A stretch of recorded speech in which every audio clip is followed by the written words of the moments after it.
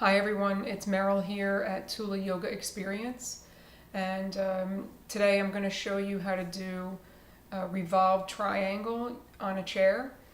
I love using props. If you've seen any of my other videos so far, they're all about using props. So Pavrita Trikonasana, revolved triangle. It's a great pose. It really helps to twist. It's a twist, so it really helps to open the back and keep the back supple, and it helps to also just kind of open the ribs and the chest and everything. In class though, at a studio, it's really hard for me to get into that pose, so I like to practice it at home using a chair. Sometimes you can do it against the wall, but with the chair it gives you, as you can see, like 3 levels, right? So you can be with hand on the top of the seat, and then on the back of the chair, and then on the seat, and then on the rung. And then you can also have your hand on the ground and maybe just using the chair as a little bit of a guide or something to balance on. See Sammy sticking her head out over here. Say, "Hi, Sammy." She just ate a big bowl of food, so she's calm.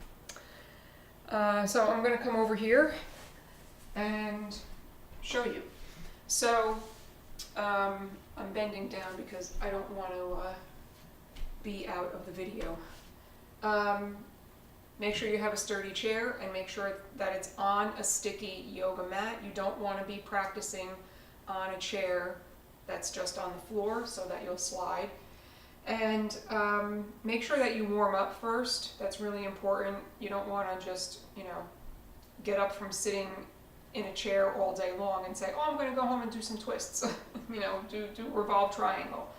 So make sure that you do some warm up. If you know what a vinyasa flow is and you want to do some of that, you can come into a cobra pose and do a few of those in a downward dog, or a cobra pose and a child's pose, maybe threading the needle and doing that pose. If you're really super new to yoga and you're not sure what any of that is, I have some videos on them, but not all. You can look them up. You can do some seated twists, right? And just sit and do some twists, but you'll want to hold each side for a few breaths. And Sammy wants to join us here.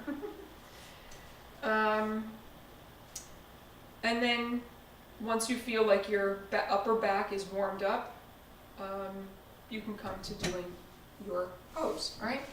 So I have my right foot forward and my left leg is back, and my left leg is more towards the left side of my mat, so that I have a fairly wide stance and my hips are squared to the top of my mat, right? Root down into all 4 corners of your feet, lift your kneecaps and firm your thighs, hinging forward at the hips. You want your hips to stay level, and sometimes in this pose what happens with me is that I come into the twist and I lose the alignment in my hips, right? And you don't want to lose that. So, and again, you can have one hand here, and maybe this is where you want to be in your twist, or this top hand can be on the small of your back, right? Or you come down lower and you can put your hand here. You can press into the seat and just get a twist that way. Again, or reaching the arm up, or anchor the left hand here and reach the right arm, get your balance, and reach your right arm all the way up. Wow, I don't have my balance today. So really squeeze those back muscles all in here, right? So your rhomboids, the muscles that are in the middle of your spine, of your back, really squeeze those together. And then the muscles in between the shoulder blades, you want to squeeze those together so that the shoulders are on your back when you're twisting open. and hold for a few breaths, and then switch the chair to the other side, step the other foot forward, and do the twist the other way. And what's really important is to neutralize your spine afterwards, right? So coming into, right, you can come into your cobra here and maybe take a downward dog, or coming into your child's pose. You can lay on your back also and do a twist, right? Pulling your knees into your chest. You can kind of rock side to side and just let your body and spine just kind of cool off and release. And then you can do a nice twist here and holding it, for a few breaths each side and twisting like that. So you always want to have practice safety, right, in your practice. That's what I always say. So when you're opening up the hips or the back, you always want to neutralize, right? So I hope you enjoyed this video. I would love it if you would share any comments or ask me any questions, and if you want to continue to follow me and Miss Sammy over there,